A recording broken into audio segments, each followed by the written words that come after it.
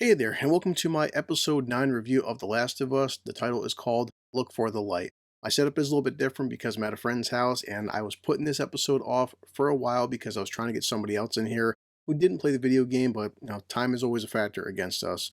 Regardless, did want to do my review and finish up my feelings on how the season finale for this show went. 9 episodes. So I'm trying something different. Mr. Boston, this says creme de banana, and I'm like, the cool thing with Mr. Boston is there's like 19 different flavors. I keep trying each one out, but I got a feeling I'm not going to like it because I'm not a big banana person by itself. So, some good old Sprite and zero sugar. And yeah, some people gave me shit, and rightfully so, but I still stand by that. The episode 6 with Joel having PTSD and panic attacks, would he be able to get the job done for episode 9, which I'm going to talk about this in a second after I pour this and try this. So, before we talk about the finale of this show, let's check this out, okay?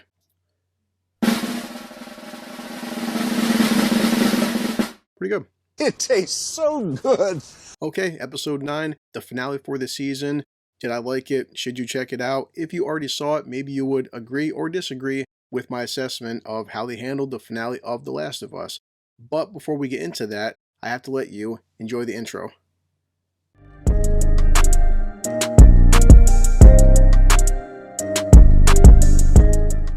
Keeps tasting better, actually. All right, so the episode starts off with Ashley Johnson, and she's running through a forest. She gets into a house, and she's giving birth. Obviously, anybody watching this knows that she's giving birth to Ellie herself. She's attacked by a zombie, and apparently she gets bit, and she cuts the umbilical cord, and they basically allude to the fact that this is how Ellie got immune to the virus. I couldn't help but think that this felt like a very cheap ripoff of Blade, one of my favorite movies. I mean, damn, maybe of all time, because I love that fucking movie, but it just, people, some people out there feel like, well, what makes Ellie immune? What makes her special? We've always wanted to know, and I totally disagree, because the entirety of the show up until this point, and even the entirety of the first game, and later on the second game, nobody knew why Ellie was immune. Nobody needed to know.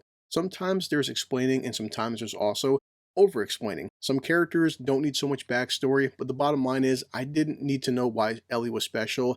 She just was, that's it. Let's move on, okay? Her best friend, Marlene, shows up, and we know Marlene so far from the game and the show. Basically, Marlene has to make this horrible decision of shooting her best friend. She has to kill Ashley Johnson. Pretty sad, and that's it. We got a cameo, so let's move on. What happens next is pretty much verbatim from the game. I've seen YouTube videos showing scene for scene, the game and the show, as they do, and we have Joel and Ellie finally making it to the hospital. I won't lie, there's a scene with a giraffe. I even thought that it was CGI because, goddamn, it's 2023 and there's like PETA laws and things like that. But I did watch some behind the scenes, and they actually used live giraffes. So they're petting a giraffe, they're moving on, and basically, again, there's one throwaway scene. I mean, to take it how you want, but Joel was telling Ellie that the reason he's half deaf for is because the person that went to go shoot him and missed was himself. And yeah, call me biased, but that's still an aspect of this version of Joel I don't like, because I was watching the episode with my son, but he had to go to bed afterwards for school,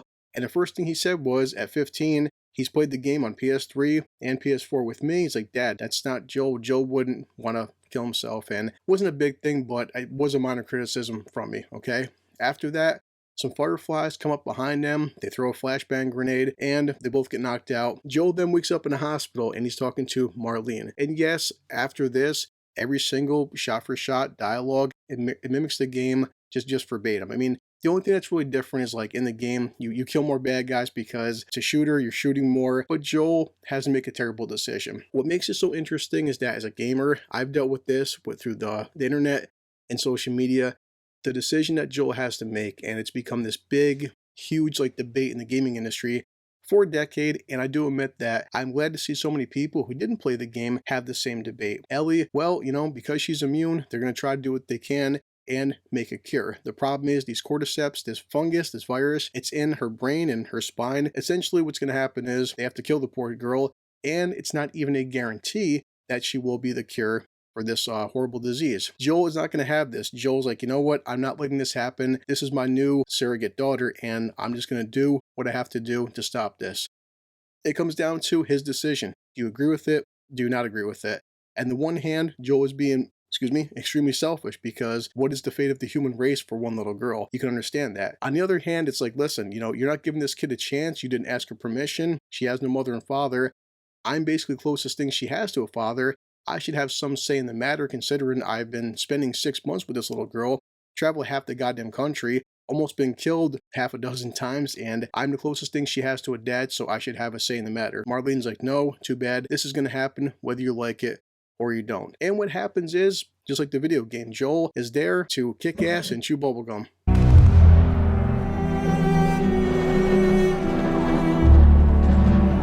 This was one thing, I'm not going to lie, that I was worried about after seeing episode 6, because people to this day still give me shit about some of my assessment. But the premise of what I was saying is Joel knows what he has to do. He's going to kill people and be brutal. He doesn't have time for panic attacks. He doesn't have time to second guess himself. After that, he rescues Ellie and she wakes up inside the car, and Joel has to do something which happened in the game, and he makes a very terrible decision of lying to Ellie. Now, again, this is a moral question. Some people said he's being selfish, he made the wrong decision. Other people would say that being a parent, sometimes you have to lie to your kids, for their own sake and for their own good. But then also, it robs Ellie of something, an important decision that at least she should have had a say in the matter. But then again, she's also fucking 14 years old, and what kind of decision should a 14-year-old have to make? And Marlene, Joel shoots her, she's begging this stuff, and she wants Joel to let her live. And Joel says a very powerful thing of, you would just keep coming after her, which she would, because Ellie is essentially the first immune person in 20 freaking years.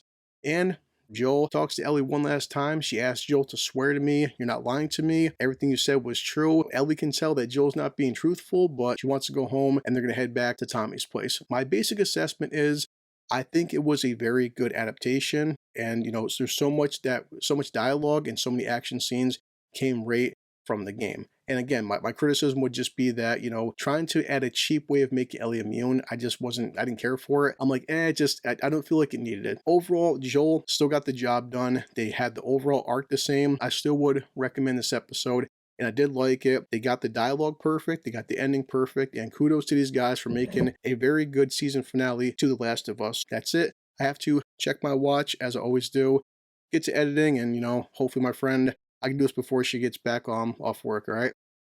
And speaking of jobs, well, me and her, we both have jobs that... I hate my job! Okay, let's finish this and get Bender. You ready? This calls for a drink. Some good old Boston banana Sprite, and now let me head back to work.